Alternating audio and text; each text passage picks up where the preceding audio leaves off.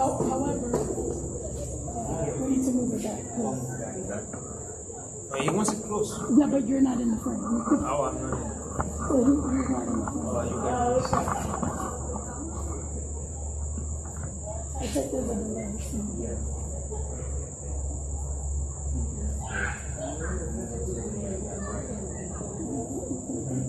Let me move it. Uncle, kind of stand a little bit. Yeah, going this way? Yeah, a little bit. Just a little bit. There you go. Let me just.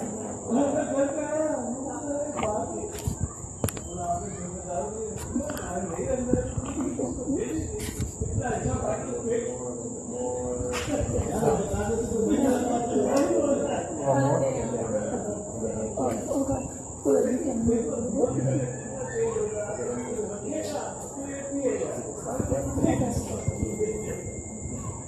You're live.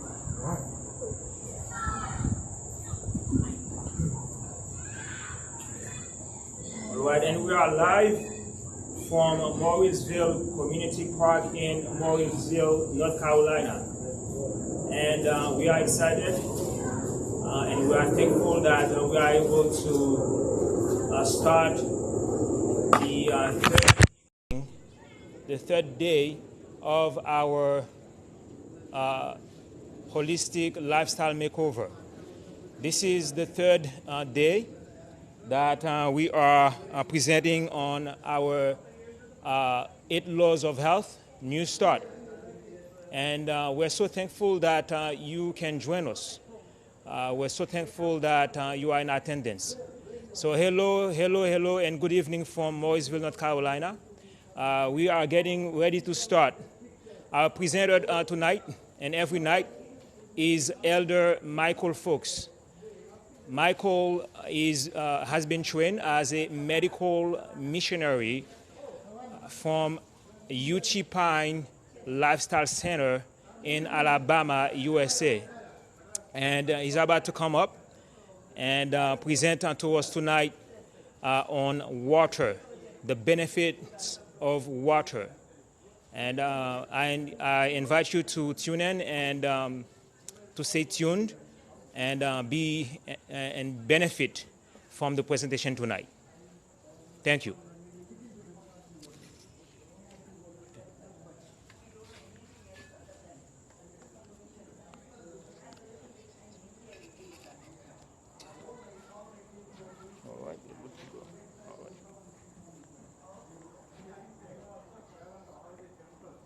Good evening, everyone. It's a pleasure and a joy to be here once again. To those here locally, as well as those that are joining us online. I hope that the presentations have been a blessing thus far. And we want to just issue an apology for our tardiness. Our equipment has been malfunctioning. But we are pressing forward, all right? Tonight's presentation is our third night, and in the acronym New Start, the third letter is W, and the W stands for water. Now, before I begin, let's have a word of prayer, and then we'll go from there, all right? Father in heaven, we are thankful that you are able to get the equipment to work together. So even now, as we continue with our lesson this evening, continue to give us wisdom, knowledge, and understanding. Help us to understand practically how water you intend to be a blessing to us. Thank you even now. In Jesus' name, amen. I want you to understand that the subjects that we've been reviewing, first nutrition, then exercise, and now water. I want you to understand they are cumulative. They are part of a system that, if put together, if practiced, if carried out, if implemented, will help the body to restore homeostasis, and thus the body will heal itself. In other words, the Bible lets us know that God is the designer, God is the creator, God is the manufacturer of the human body. And as we saw on the first night, if He is the manufacturer, the creator, the designer, that means He has instructions for us. And if He has instructions, it's no different than a car that comes with a manual, a computer that comes with a manual, a projector that comes with a manual. The designer uses the manual to give instructions so that we can better understand how to operate and how to use most effectively the equipment. And so it is, God has given us instructions in His Word. Not only spiritual instructions, but instructions practically, or may I say, instructions, health instructions, that we may have good health. In fact, it reminds me of that scripture that says in 3 John chapter 1, verse 2, that, beloved, I wish above all things that thou prosper and be in health. Be healthy, even as your soul prospers. All right? So it's God's desire, it's God's intent, both for you and for me, that we will reap the benefits of good health. Now, let me ask you a question. When you are sick or when you are ill, typically, do you want to study or even read? No. When a person is sick, naturally, they want to lay down. Naturally, they want to rest. Why? Because the physical body and the mind are connected. And as the body becomes ill or diseased or sick, it weighs upon the mind. All right? Now, what we've been studying, what I want you to realize also is that there are two paths. Okay? Hear me carefully. There are two paths. And this will become more and more obvious that God has a particular way how to restore and to reverse disease and to restore health. But there is another way that is being offered. And this way, in actuality, is a counterfeit. All right? Let me not say any more. Let's go to our slide. As a matter of fact, before I even go to the slide, allow me to just share a little bit more of my testimony, or I should say my father's testimony, with us. Now, you heard me describe my father's situation and how he was healed.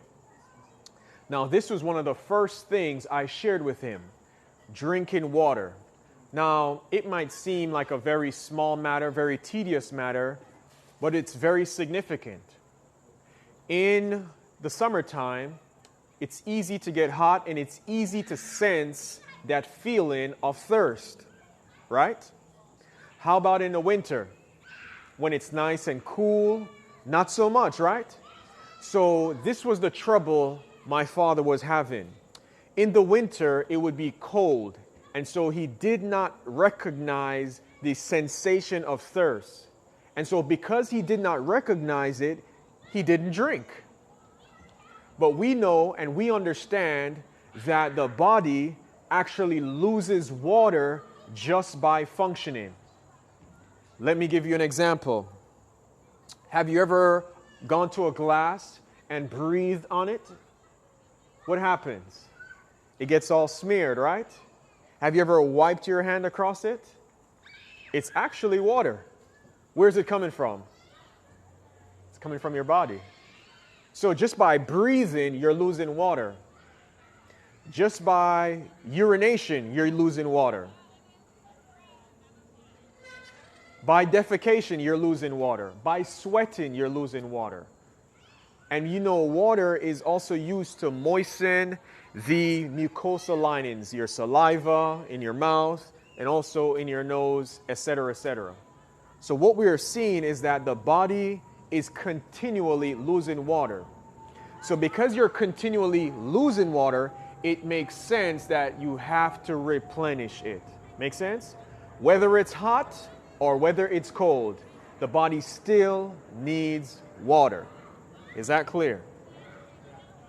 Now, in summer, of course, the body works harder to keep it cool, right? Because the temperatures are so high. So this was the situation of my father. Wasn't drinking water, especially in the winter. In fact, I think he was drinking 1 bottle a day. Is that good? No, that's actually terrible. And as a result, in hindsight, I realized what was taking place. My father was chronically, partially dehydrated. And he would often express symptoms of being gassy, being bloated. So much so that he couldn't eat, right? Because if he eats, the food would sit on his stomach, all right? So in hindsight, I began to realize what was going on. And he would get so bloated that it would actually push against his diaphragm. Now, what organs are just above the diaphragm? It's the lungs, and right in between that is the heart.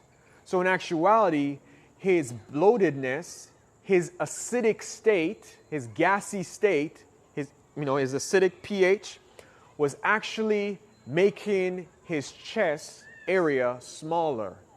And in fact, this was putting pressure on his heart. Another thing I also began to realize is that by not drinking water, he was dehydrated, right? Now, we saw in the previous night that the blood is made up mostly of water. So if you're not drinking water, what's going to happen to your blood? It's going to thicken. Now let me ask you a question. Is it easy to blow bubbles in water with a straw? Just blow bubbles? Yes, right? Pretty easy. How about blowing bubbles in oil? See, oil's a little thicker, a little denser, right? So it'd be more difficult, right? How about blowing bubbles in applesauce? Even more difficult, more denser, right? Now, I got one for you. How about blowing bubbles in honey? Now, honey is a lot thicker than oil and even water. Wouldn't you have to strain to get the air through the honey? Yes, through the straw and through in the honey? Yes, right? Okay. In like manner, my father, this was just an illustration of what was taking place with his heart. Okay? His dehydration was putting more strain on his heart because the blood, the viscosity of the blood was thicker. So the heart now has to work even harder and harder and harder to get the blood circulated around his body. And so at night, it's almost as if his body was going into a last-minute pitch, a last-minute desperation to keep him alive before he passes out or even passes away. This was my experience, and this was his experience. And I said, waking up as a kid, 13, 15, 17, to see this, paramedics running through your house, trying to revive and maintain his life, to get him to the hospital to see what's really going on. This left an indelible mark on my mind. And like I said, I found no help within the medical community. And as a result, in my desperation, I uttered a prayer, and the Lord answered me, not instantaneously, but over the course of time, He would reveal to me these principles that we're covering right now. And as a result, I was able to share them with my father, and my father's alive today. Isn't that a wonderful thing? So this is the authority I'm standing on. No, I'm not a medical doctor. No, I'm not even in the health profession. But one thing I understand is that these principles, if you decide to follow them, they will work. They will work, okay? I can tell you that from my experience, and my father is a living witness to this, and many others who I've come across and helped over the course of time. All right? Without further delay, let's get to the slide. Now, water. It's good, right? Now, a story goes like this. I read this somewhere, and I pitched it in here. It says, about 100 years ago, a pile of bones were found on a sand dune in Saudi Arabia. Now, is Saudi Arabia desert-like? Yes, right? It's very warm. Or should I say hot? Hot, right? Evidently, the man had died while he was lost in the desert, right? Lost, wandering, trying to find water to sustain his life. Tragically, he did not find water in time, and his remains were found right across from a sand dune from a lush oasis. So it was that close to him, but he did not realize. And one of the symptoms, actually, we'll see of dehydration is actually confusion, foggy thinking, all right? It goes on and it says, similarly, millions are slowly dying from dehydration while surrounded by one of the most basic and abundant mineral, water. All right? Water. It's abundant, yet people are still dehydrated. Why is this? Let's find out. So this is a picture of the oasis that was in the desert of Saudi Arabia that this gentleman could not get to in time, and so he perished. Now, remember I said to you on night 1 and night 2 that these principles called New Start, nutrition, exercise, water, sunshine, temperance, fresh air, rest, and trust in God, these principles, they come to us from the Word of God, from the Bible, okay? And so I'm reading from the book of Genesis, chapter 2, and verse number 10, which is encompassed in the creation story, right? Genesis 1, Genesis 2, etc. It says, and God, right, caused a river, or a river rather, went out of Eden to water the garden. Have you ever heard about the Garden of Eden? Not so? Okay. The Garden of Eden was the home that God created for Adam and Eve to live in. And God put a river there so that the garden and the plants that were in it, the animals that were there, could drink of the water. Make sense? Okay. Notice this statement from the book, The Ministry of Healing by Ellen White. Notice what it says. Pure water is one of heaven's choicest blessings. How many like blessings? Are blessings a good thing? Yes, right? I think so. It says its proper use promotes health. So the using of water does what? Promotes good health. It goes on and it says, it is the beverage which God provided to quench the thirst of animals and of man. It goes on and it says, drunk freely, water, right? It helps to supply the necessities of the system. Now, a question for you. When you want something, do you have to have it? Can you do without it if you want it? Yes, right? Now, how about if you need something? Can you do without it? No.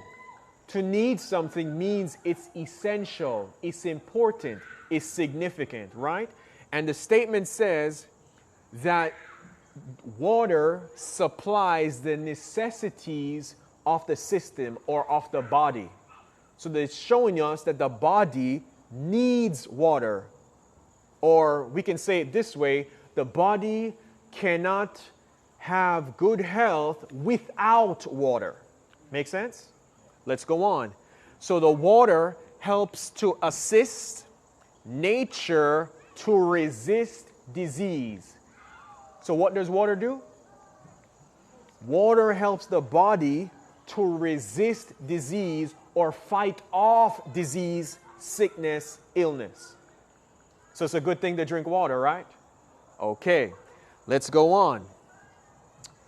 This scripture is coming from the book of Revelation, chapter 22 and verse 17. Here in this chapter, Jesus himself pictures himself as water, as a symbol of water, right? Notice what he says. He says, him that is athirst, him that is thirsty, let him come. An invitation he gives us. And whosoever will, let him take the water of life freely. So Jesus has for humanity life. Not just physical life, like we are experiencing here now, but eternal life. Now, what does this have to do with anything? Here's my point. Notice the attitude of Jesus. He gives an invitation. He said, if you will, come. If you're thirsty, come. Does that sound like today? Does this sound like today's mandate? Do you see the difference in the operation of the two different governments? Here, Jesus and his heavenly government gives invitation, right? But we look in our world, especially during this pandemic time, we're not invited to choose for ourselves, but rather we see individuals are being forced to do things contrary to what they really want to do, right? So you see, Jesus gives an invitation. Our world government uses force. Now let's go on. Do you see in this area, it's kind of like a desert, right? Clearly water was here, but because it hadn't received any water, notice the ground. It's all cracked. It's all dry. Do you know this represents a lot of people? Dry skin, maybe? Dehydrated?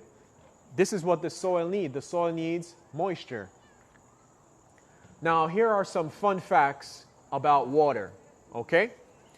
Water is known as a universal solvent. In other words, water can be used to clean just about anything, okay? It will dissolve just about anything, stains or whatever. Water makes up 60% of your body by weight. So whatever you weigh, 60% of that. That's a lot, isn't it? That's more than half. It goes on and says your brain is made up of how many percent of water? 80%. So when you are dehydrated, what's one of the first organs affected? Hence the confusion. All right? Your lungs is made up of 90% of water, and your blood is approximately 83%. That's a lot, isn't it? So you see, you must drink water. Now, question for you. Do you drink water anytime? When would be the best time to drink water? Would it be with your meals? Not with your meals, right? Why not? I see some people shaking their head. Should you drink with your meals or after your meals, maybe? After your meal. Why? Okay, very good. So water delays digestion. Water slows digestion, right? To digest the food, that's how the body gets the nutrients, right? But what happens when let me give you an illustration. If I had some soap, right, and I was going to do some laundry, is that all right? We all do laundry, right? I was going to do some laundry, and I took 1 cup of soap, and I put in my, to do my laundry in one machine. And I go to another machine, and instead of 1 cup, I put half cup soap and half cup water. Maybe I don't have enough soap to stretch it. Which concentration of soap is more potent? The full cup or the half cup of soap? The full cup of soap.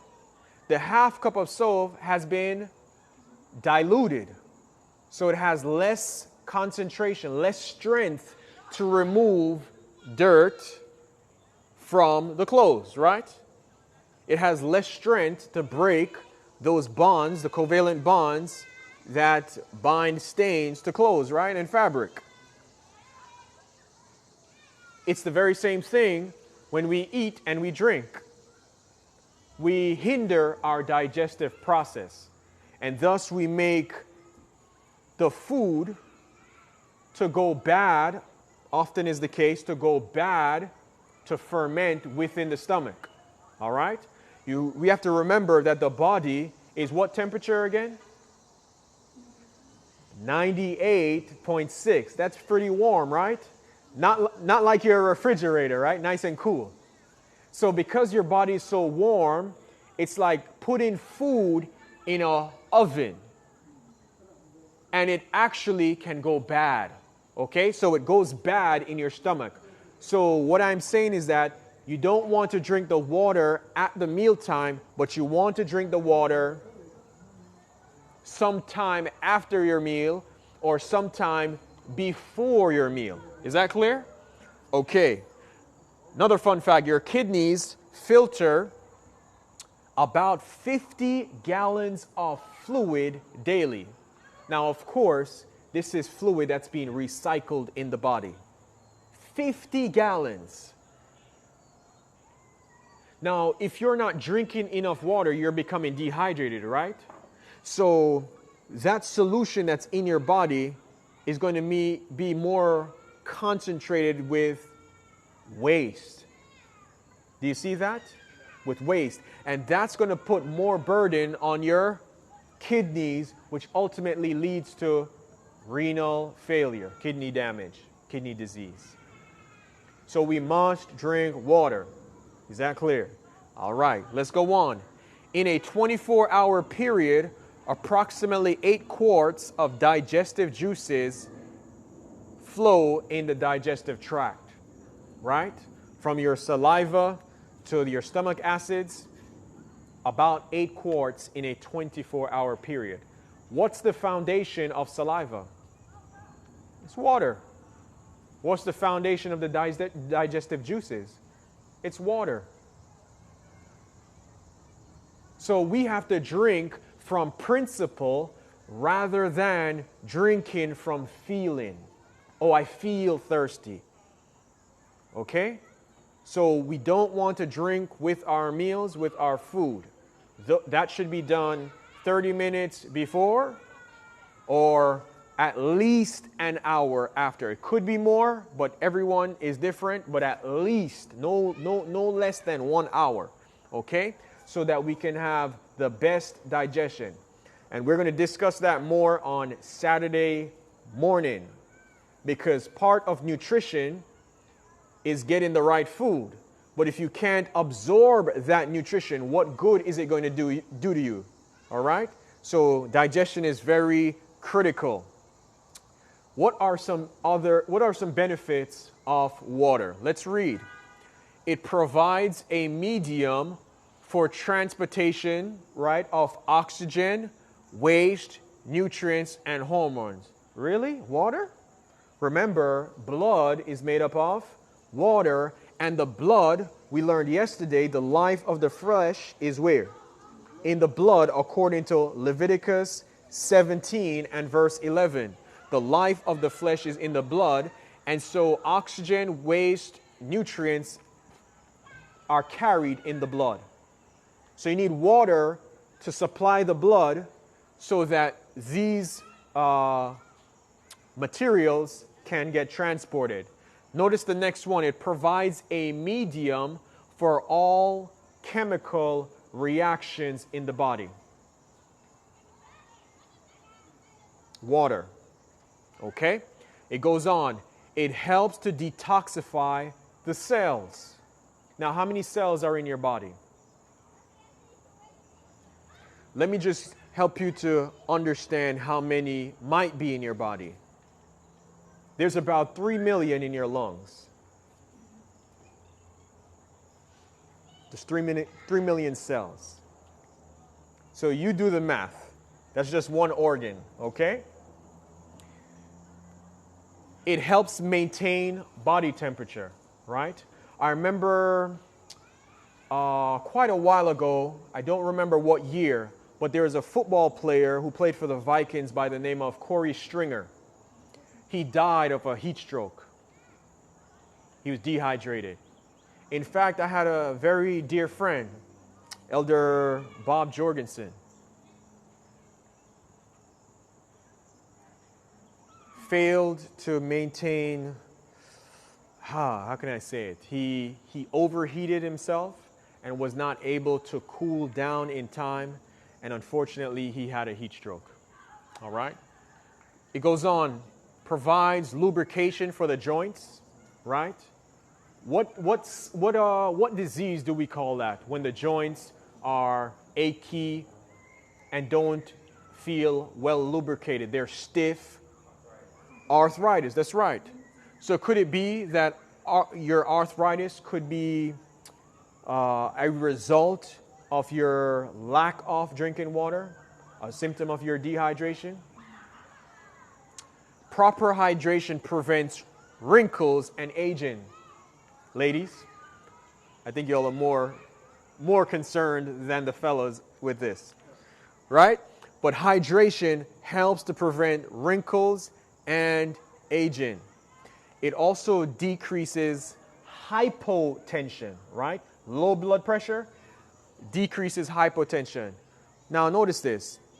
You know how sometimes you're sitting down and you stand up, or you might be laying down and you stand up kind of quickly? You get a little dizzy because your blood pressure has to, be pressurized, right? And sometimes it takes a little bit of a moment to do that. So if you were to add water into your system and more into your blood, it would help to add more volume to your blood. Hence, it would decrease your susceptibility to being low blood pressure, all right?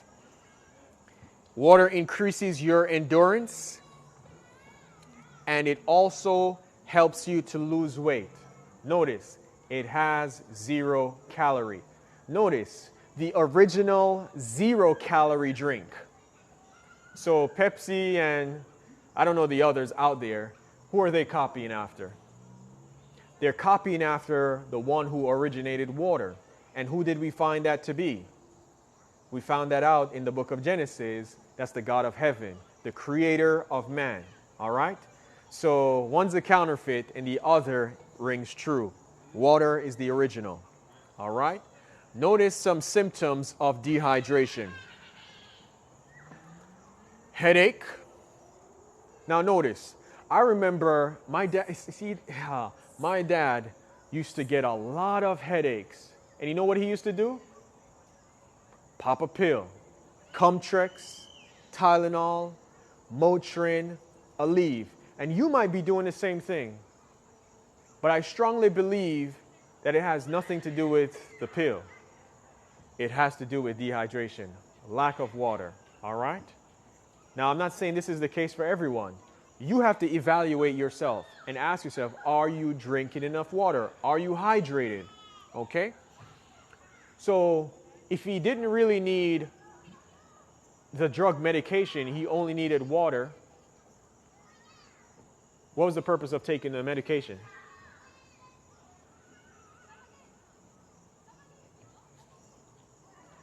Fatigue, right? Remember, we realized that the body, like a car, produces toxins, right? It burns fuel.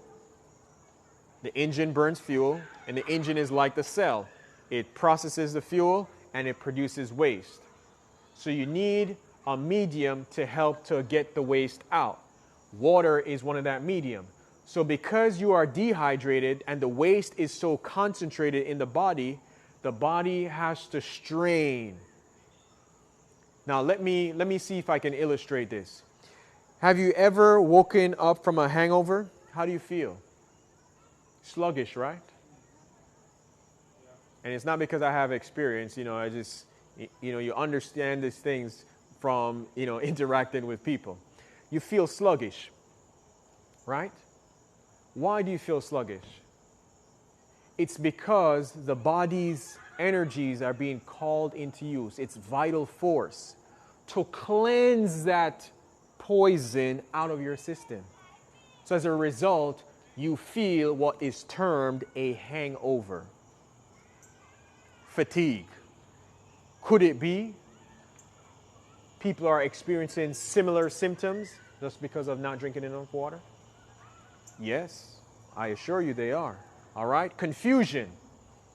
Remember, we learned brain 80% water, loss of appetite, flushed skin, heat intolerance, lightheadedness, dry mouth and dry eyes. Oh, this is a big one. Constipation. Constipation.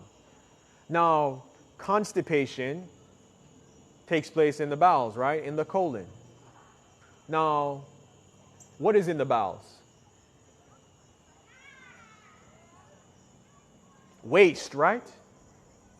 That's a good way to put it, waste. So, the body is designed to get rid of the waste. But constipation means what? It's not going out, it's staying in. So your body is holding on to waste. Isn't that putting more toxins back into the body? Because it's actually reabsorbed into the blood. And the blood is going to send it all around the body again, back onto the organs, back to the cells. Do you see how we are back to here? Fatigue. Do you see how this could equal to confusion because of constipation as well? More toxins being thrown on the body. All right? Constipation is a big one. Dark yellow urine, strong odor. Dry, flaky skin. Lack of skin elasticity. And a slower metabolism, which can contribute to weight gains. Now, nausea, vomiting, heat exhaustion or heat stroke, and even death. Dehydration? Yes. If it's severe enough? Yes. Let's go on. So what happens when the body experiences drought-like conditions? What happens? Let's find out. Our bodies, notice this. This came out of a book called Health Power. Okay? It says our bodies have an intricate defense mechanism to protect the vital organs. So what are the vital organs? Heart, lungs, liver, kidneys. From periods of inadequate water. What does it do? The body takes water from less vital areas, the skin, the joints, the bones, and gives it to the brain, I forgot to mention that one, the heart, and the other vital organs. Now, why would the body do that? How would the body know to do that? See, if we have an evolutionary paradigm, it's survival of the fittest, right? Whichever organ needs it, takes it. But we're not seeing that here. We're seeing that the most vital for survival, the most needed organs for survival, the brain, the heart, the lungs, gets the water. Do you see that? That speaks to the fact that someone had that thought in their mind. And that thought being conceived in their mind, they wrote a program for the human body to operate this way, even like a computer does. Do you see my point? It goes on and says, today, many are living in this partially dehydrated condition. And by the way, caffeine is a diuretic. And a diuretic, for those of you who don't know, diuretic takes water out of your system, all right? So on one hand, while it's tricking, in quotes, your body to think you have energy, it's also dehydrating you. Now, one thing we'll notice with God's principles is that they don't have negative side effects. When you eat an apple, what's a negative side effect of eating an apple? Zero. That's right. What about drinking water? What is a negative side effect of drinking water? What, you may go to the bathroom more often? It's not really a negative side effect, right? It's a side effect, but not really negative, because you're cleansing. You're flushing your kidneys. That's the point, friends. Intelligent design, resulting in premature aging, stress on the kidneys, arthritis, constipation, and a host of other health problems. Now, look at the ways we lose water. Sweating, urination, through bowel movements, and breathing. When we breathe, we are losing water just by breathing. Lubrication of all the mucosa linings in the body. And how much are you losing daily? 4% of your body's weight, right? Because your body is 60% in water weight. So you're losing 4% of that 60 daily. Notice this study from the Environmental Research and Public Health. Notice what it said. Investigation of association between drinking water habits, and the occurrence of breast cancer. Are these related? Let's find out. Notice the first two sentences. Let me read for you, just in case you can't see. Risk and protective factors of breast cancer include lifestyle, diet, reproduction, and others. Increased risk for colon cancer was linked with low water intake. Did you catch that? Colon cancer is where again? In your bowels, right? And if you have low water intake, what's going to happen? Constipation. So constipation can lead to what? Colon cancer. So how would you prevent constipation? AKA prevent colon cancer. It's by getting the waste out of your body. One of the ways you do that is water. The other, more fiber foods, right? Food that God created in the beginning.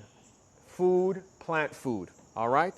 Let's read one more sentence. It says, the link between water consumption and breast cancer. Where am I?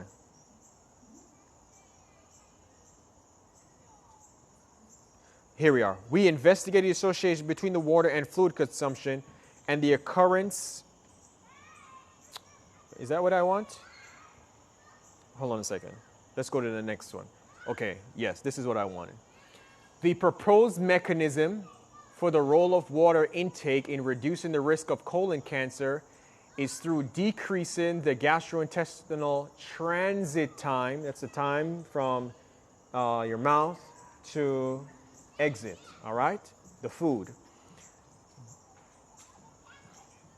How do you decrease your risk of colon cancer? It's by decreasing the transit time, resulting in constipation.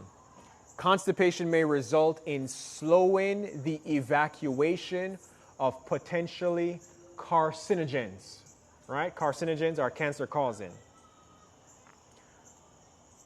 Let's go to the next one. Decrease of the gastrointestinal transit time with less evacuation of the stool.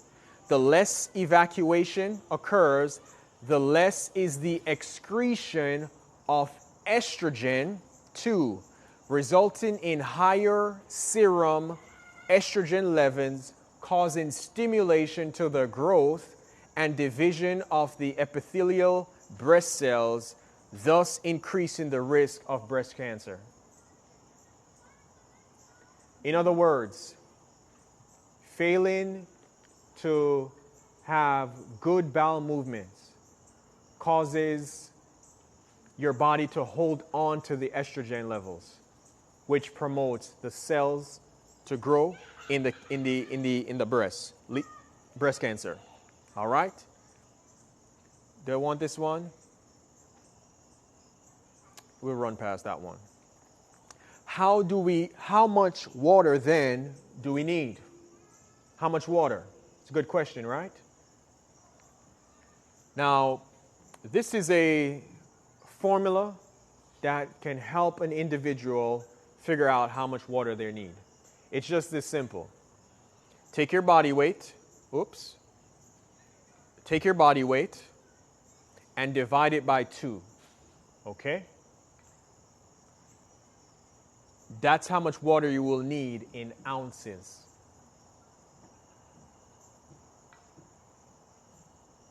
So I'm 160 pounds. Divided by 2, 80. So I need 80 ounces of water. So that is approximately about 6 bottles of water. You know, the regular, yeah, that size. Was that 2 liter?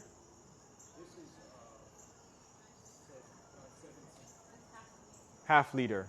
All right, so about 6, 7 half liters of water. So remember this formula, okay? Can you actually drink too much water? It is possible, but it's very unlikely. But it is possible, okay? Let's read. Forcing oneself to drink excessive amounts of water can cause what?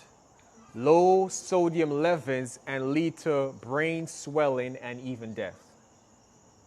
You really have to push yourself to get to this point. Is it possible? Yes. In 1998, the U.S. Army lost a number of soldiers to this condition. I wonder what they were doing. Were they forcing themselves to drink? I don't know. That wasn't a part of the quotation. They issued guidelines to prevent dangerously excessive water intake based on what happened to these soldiers. So roughly less than 6 8-ounce glasses per hour. Notice, 6 8-ounce glasses. So that would be about 3 of those bottles in 1 hour. I've drank 3 of those bottles in 1 hour. I used to work at a golf course. I used to caddy in the summers, right? And I used to drink water to stay hydrated. But I didn't have this problem, right? I'm still alive. Now, you do feel, you can get to the point where you feel a little bit faint, right? But the body warns you that you need some sodium, right? You need some sodium intake. So this is why, for example, a person doing water fast, if you're used to fasting, water fasting is okay, but you have to be careful of your sodium levels, all right? You can add a little bit of salt, just a pinch of salt to the water if you're going to do water fast, all right? I'm not encouraging you to do water fast.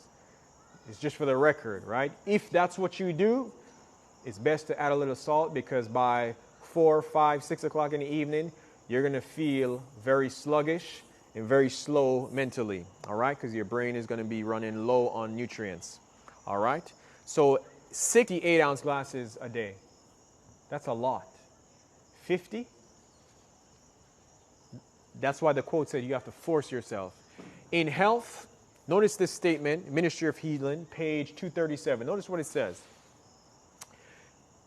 Speaking about water, in health and in sickness, pure water is one of heaven's choicest blessings. I don't know about you, but I like blessings. How about you? Its proper use promotes health. We read this earlier. It is the beverage which God provided to quench the thirst of animals and of man. And drunk freely, what does it do?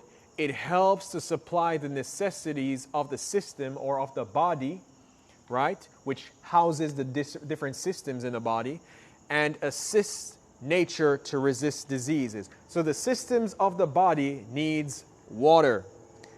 And they need water to fight off disease. Now, this is, most of what we've been covering is the use of water internally, all right? Now I want to switch gears and I want to talk about the use of water externally, all right? Notice what it says, still the same statement, same paragraph. Notice what it says. The external application of water is one of the easiest and most satisfactory ways of doing what? Regulating the circulation of the blood. Regulating the circulation of the blood. Remember, the life of the flesh is where? In the blood, according to Leviticus 17, verse 11. So water can be used externally to manipulate your blood. Manipulate your blood in the circulatory system. Notice how it works. A cold or cool bath is what? An excellent what? What does a tonic do? Revives you, right? Vitalizes you, right? Rejuvenates you. That's what a tonic does. So is that a good thing?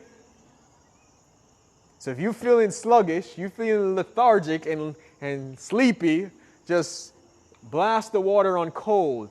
You won't feel that way anymore. I assure you. Warm baths open the pores. Remember, the skin's an organ, right? And the organ, the skin, is actually trying to cleanse the body, right? And so the pores will bring waste matter to the surface. You know, I remember there was a time, we were so, when we were little kids. I won't say how old. But my dad would be at work, my mom would be away, and so it was just my dad. And we didn't like to take showers sometimes. You know, we were caught up in video games and TV, you know, and it would be so late, and we were like, oh, we didn't take a shower. Daddy's not come home. And we would skip taking showers. What were we actually doing? We were causing the waste that was brought out of our bodies and to the surface of our skin.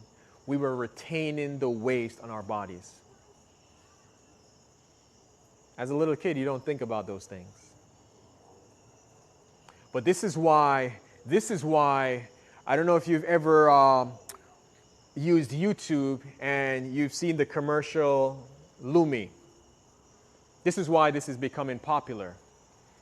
You see, the waste kept back, and when a person begins to sweat, that's when the odor comes out, because the body is now being allowed to vent. See, when the pores are closed, you won't smell the odor. But when you are sweating, you're exercising per se, the odor from the toxins within get a chance to escape. The body is actually trying to press them out. All right? So the point of the matter is, baths are good, showers are good. They help to keep the body clean. They help to rid toxins, waste, etc., from the body, right? Aids in the elimination of impurities. Warm bath and neutral bath soothe the nerves and equalize the circulation. You feeling stressed? Take a tepid bath. Calms you down. Now, let's talk about hydrotherapy, all right? So that was for water. Now we're going to deal with hydrotherapy. What is hydrotherapy? Hydrotherapy is very simple. It's what would you call that? Compound word? Okay. Hydro stands for water, therapy, treatment. So water treatment, all right? The external use of water in the medical treatment of certain diseases. Simple. It utilizes water in any of its three forms: solid, liquid, or gas, vapor, to treat disease or injury. And we're going to look at a few treatments in a little bit, but I want to give you some background of how it actually works. All right? Now, notice what this says here. What are some of the benefits of hydrotherapy? Water is always available. It's cheap. It's abundant. Great power to absorb heat or cold. It's a universal solvent. It's easy to apply. It's not irritating, and it can be used in 3 different forms. Notice what it can do, or the effects that it can have. You can relieve congestion of the blood, right? Sometimes we have headaches. It's due to congestion of the blood in our heads, or maybe too little blood. But if it's congestion, we can remove the congestion. You can improve your circulation, stimulate your immune system. All right? I'm going to highlight the most significant ones. Brings oxygen and nutrients to tissues to help promote healing. All right? And I'll add this one. It reduces pain. Right? So it can aid, like for my shoulder that was injured. As a result of hydrotherapy, I was able to gain more range of motion. Right? Because I'll go through it in a second. All right? So what are some of the physiological effects of heat? Right? Because it's heat and cold.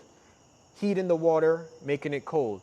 What does the heat do, though? The heat dilates the blood vessels, makes them big, kind of like exercise. Increases blood flow, decreases stiffness. All right? Because let's say the joint is stiff, the heat will open up the vessels so more nourishment, more healing can take place. So decrease the stiffness. Decreases muscle pain and spasms, increases respiration, heart rate, and raises the temperature, promotes sweating. Does the sun do that too? Okay. Now the effects of cold would be just the very opposite. It constricts the blood vessels, make them shrink, right? Decreases circulation. It decreases edema, right? Swelling. That's a good thing, right? If you're swollen, you don't want to make it bigger. You want to decrease it, right? Muscle pain, decreases muscle pain and spasms. Increases stiffness. Decreases metabolism and decreases your heart rate, temperature, and respiration. All right. Let's talk about the circulatory system again, right? Here it is. Heart, arteries, and veins. and also blood. We covered this. The life is in the blood. And these are the properties that are carried by the blood. So hydrotherapy manipulates the blood. So when you manipulate the blood, you're moving these things to the area. Okay? So you can target an area and cause the macrophages, the T killer cells, to target an area of, let's say you're having a sore throat. Let's say you're having congestion in your lungs, all right? We covered this. So you can open up the vessels to increase more blood flow, or you can constrict them, make them smaller. Now, here's the thing that's important to understand about the body and the blood that's within it. Your system, your circulatory system is a very low pressure system, okay? It's not pressurized.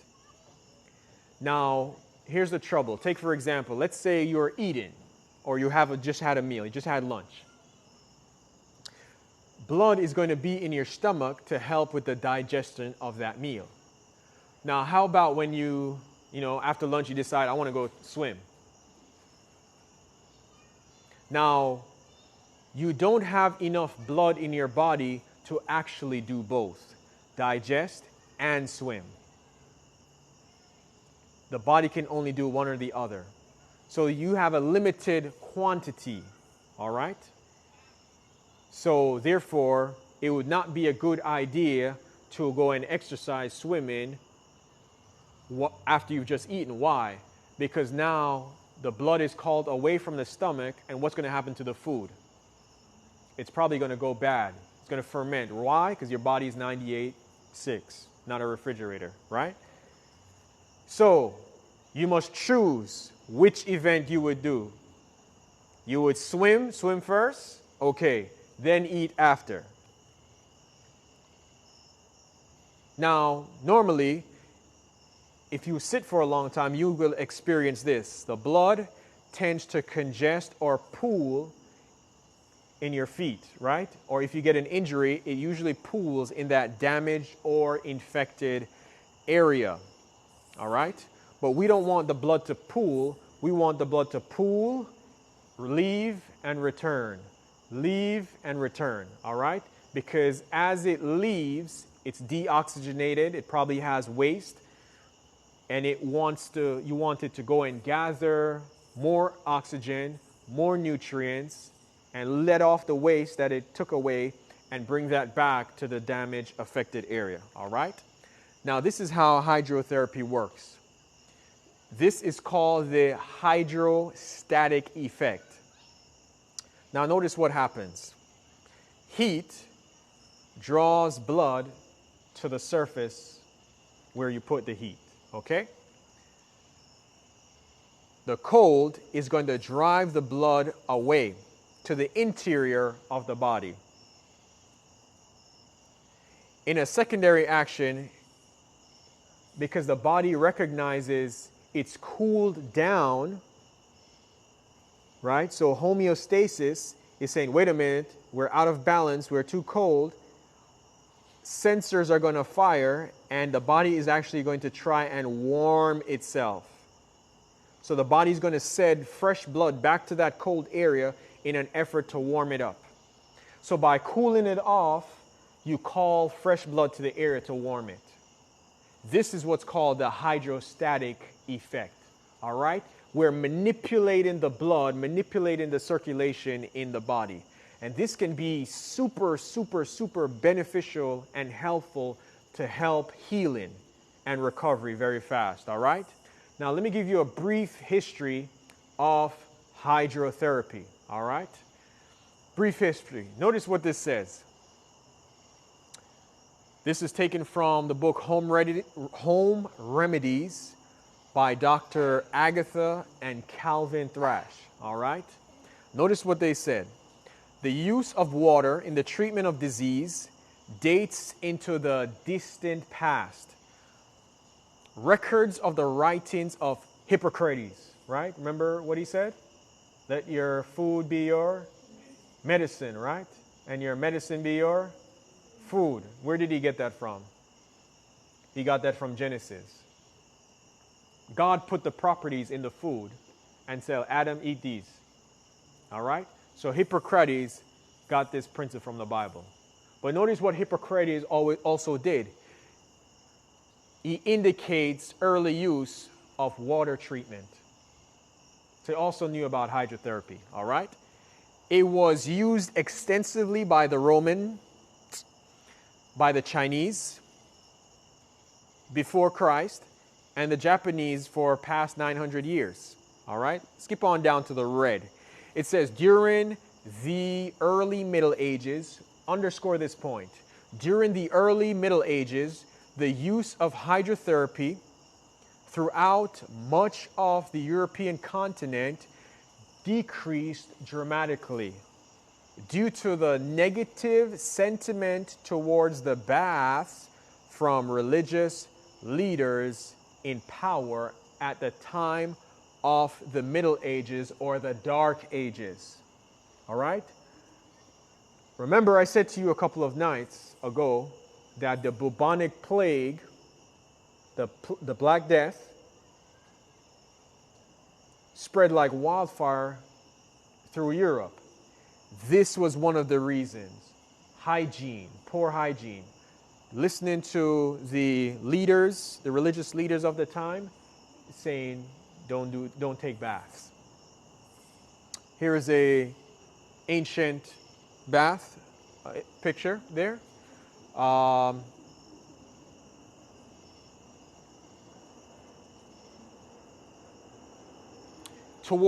Notice this, towards the late Middle Ages and into the Renaissance, right? So towards the end of the Middle Ages, interest in hydrotherapy again began to rise, with baths again being opened across Europe and a rising awareness regarding the importance of hygiene. Notice this interesting fact. In 1747, John Wesley, who was that? That was a Protestant reformer, right? John Wesley wrote a book entitled Primitive Physic or Physic on the use of water in the treatment of many diseases. Notice this man by the name of Vincent Presnitz. And I won't take the time to read because we're running short on time. But he lived 1799, 1851. And he basically hurt himself, or rather he saw a deer get hurt, and the deer went and laid in the pond. And he took that principle, and I think the deer recovered or something like that. Where are we here? Here it is. As a child, observed a wounded deer bathing in a pond at his home regularly, and eventually the wound was healed. This is what he observed. What was his conclusion?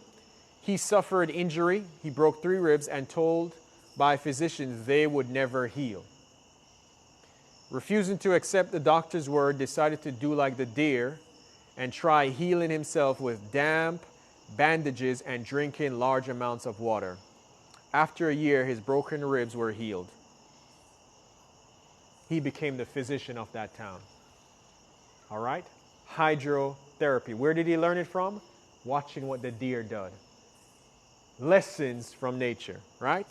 This is another gentleman, Sebastian Neep, right? Notice when he lived, 1821 to 1897. I'm going to skip this one, but you have his name here. Here's another gentleman, Dr. John Harvey Kellogg, 1852 to 1953. And by the way, this gentleman was really the inventor of the cornflake cereal, or we can say breakfast cereal altogether. He was the pioneer for it, all right? In fact, the company Kellogg is named after him, or technically after his brother, all right? But Dr. Kellogg was very much into health, all right?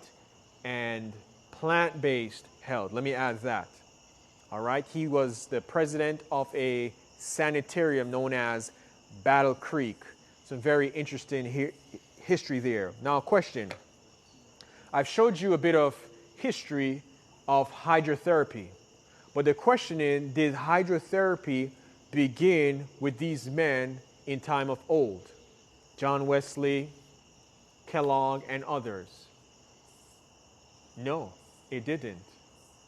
In the Bible, in the book of 2 Kings, chapter 5, verse 1 through verse 4, I believe the story takes place throughout that whole chapter, but to highlight the point, verse 1 through verse 4 talks specifically about a gentleman who had leper.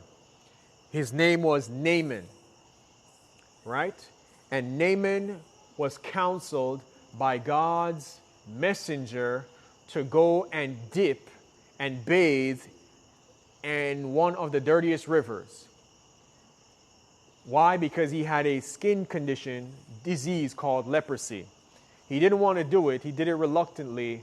But as a result of his obedience to this principle laid out, hydrotherapy and the use of water therapy in God's word, we see Naaman was healed. All right?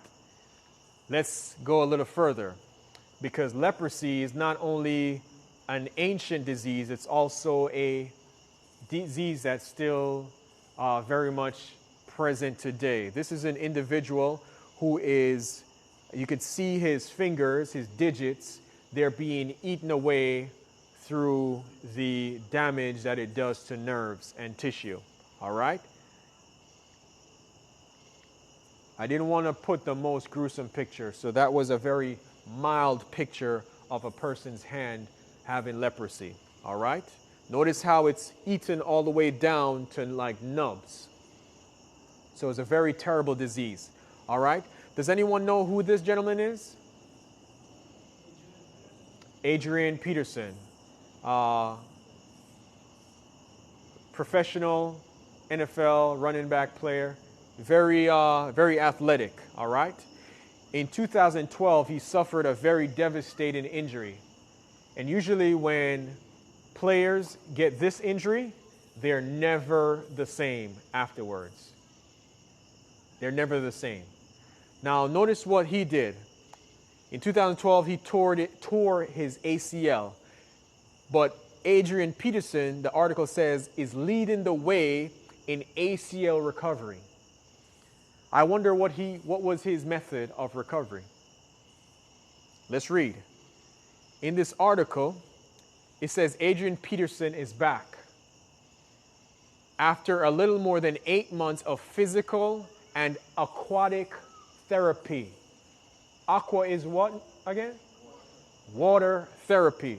Adrian Peterson was using hydrotherapy to recover from his ACL injury. All right? It goes on and it says, notice this second paragraph here. The running back then began, Peterson suffered a traumatic knee injury last December, it's 2012, in a game against Washington Redskins. The running back then began rehabbing in the HydroWorks therapy pool shortly after his surgery. Using the pool for physical therapy allowed Peterson to move and strengthen his knee sooner than he would using strictly land-based therapy exercises. So in other words, the hydrotherapy, the water therapy, sped up his healing time and recovery so he could get back on the field. Are you seeing this? Hydrotherapy, water therapy. Where does it come from? The Bible. Water therapy, all right? The blessings of the use of water. It goes on and it says, last paragraph, Adrian was a frequent user of the HydroWorks pool, especially during the early phases of his rehabilitation process. This was him hobbling off the field after he was hit, all right? Notice this top paragraph. A subset of cryotherapy involves cold water immersion. Notice, cold water immersion or ice bath used by physical therapists, sports medicine facilities, and rehab clinics. Proponents assert that it results in improved return of blood flow and byproducts of cellular breakdown to the lymphatic system and more efficient recycling. Are you seeing what's going on here? This was a practice that was used anciently. They got away from it during the Dark Ages, but it began to make a resurgence. And it's being used even now by sports science. Now, these athletes, are they just some minor league or are they professional athletes? These are the elite. These are the best of the best. Notice with the therapy that they're using. They're using God's remedy, water, the skillful use of water to recover health. Notice here, alternating the temperatures either in a shower or a tank combines use of hot and cold water in the same session. Experimental evidence suggests that contrast hydrotherapy helps to reduce injury in the acute stages by stimulating blood flow and reducing swelling. I forgot this gentleman's name, but he's a pitcher, baseball player, pitcher, right? After he's pitching, notice what he's doing. All bandaged up. What's underneath the bandage? Ice. What's he doing? Cooling his arm down. He's experiencing the hydrostatic effect. Cooling the arm down, making it cold so that the body can send fresh blood there to warm it up, to heal it up, to take away the inflammation. All right? All pitchers do that. All pitchers do that. All right? In the 1830s, notice this here. Notice this here. After the 1830s, hydrotherapy grew rapidly in the United States. 213 hospitals treating patients primarily with hydrotherapy were opened between the years of 1840 and 1900. The question is, are there any today? Have you ever heard of this type of treatment, hydrotherapy? And the question is, why don't you hear about it? The elite athletes use it, right? But why don't the common person know about it? Question for you.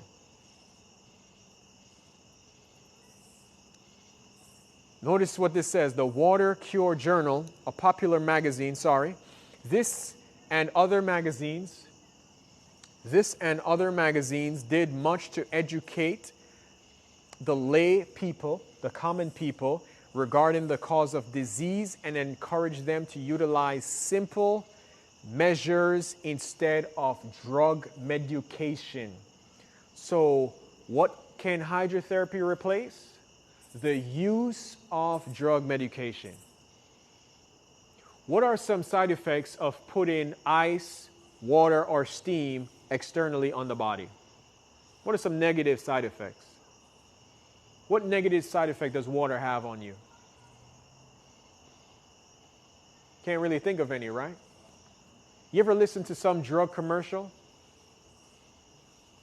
And they say side effects might include heart attack, stroke, may cause death. Why would someone even take that? Or a better question yet, why would someone even put that on the market for people to take? When there are other means to restore health. And I'm winding down. Here is the reason why this treatment is not popular, especially among the common people. It was popular back then, but something happened. I encourage the viewers, I encourage everyone to take a look into this matter. This is called the Flexner Report, all right? It was a report done by a gentleman by the name of Abraham Flexner, all right? And you would do well to do your research, okay? Let me read just a brief summary of what happened, and then we will wind it down. Abraham Flexner was a teacher, school teacher, or a principal. His expertise came to the attention of Henry Pritchett, head of the Carnegie Foundation, upon reading the American College. At the time, the foundation had identified improvement of what? The health care in America as the primary focus of philanthropic concern. So what did they want to do? Improve health care in America. So this was back in the early turn of the century, turn of the 1900s. Okay? So they wanted to get away from hydrotherapy and other natural means of therapy and recovery of health, right? It says they wanted to achieve surmised improvement in the very, they called it a sorry state of medical schooling in America, and they said a new method was necessary. They invited Abraham Flexner to survey the quality of medical schools throughout America and Canada and provide some suggestions.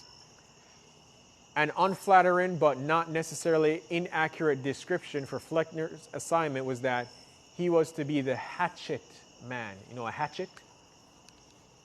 Hatchet man in sweeping clean the medical system of substandard medical schools that were flooding the nation with poorly trained physicians. Now, was Abraham Flexner a doctor? No, he wasn't. He was a teacher. So he had a teacher's perspective, right? And so what he's labeled, you know, those hospitals that were practicing those hydrotherapy methods or alternative healing methods were labeled as substandard. So as a result, they were put out of operation, let's put it that way, by the help of Abraham Flexner and his report. Okay? They were put out of operation, and as a result, the American Medical Association began to thrive because it had the backing of the Carnegie Foundation and other philanthropic organizations. And this is why in today's society we see primarily a one-sided approach to medicine. Modern medicine is strictly, primarily about drugs, all right? But we must understand that there are other alternatives, right? And what we are seeing here is that God has a plan that comes from the Word of God, and if followed, can help to restore one's health. What we will do is that we will resume the hydrotherapy demonstrations on Saturday. So please join us Saturday so that you can be able to view those demonstrations. Again, thank you for tuning in. Thank you for joining us. I hope that the material we covered this evening was a blessing and that you will reconsider the use of water. I want to encourage you, drink less of the juices, the sweet juices. Try and drink more water. Drink between your meals. In other words, after you've eaten and after you've waited a period of time, then you can drink. And do not drink at the same time as your meals, all right? For efficient digestion. Stay hydrated, stay hydrated, stay hydrated. I just want to take the time to just close with a word of prayer, and we will conclude. Father in heaven, we are thankful for this opportunity to study together. Water is a very key and vital mineral, but so many are dehydrated. May you help us all to drink more water, that our bodies can work even as you designed it to, so that we can fight off disease. Thank you for this time to study together. is our prayer in Jesus' name. Amen. Thank you for joining us this evening, viewers online, and we look forward to seeing you tomorrow night.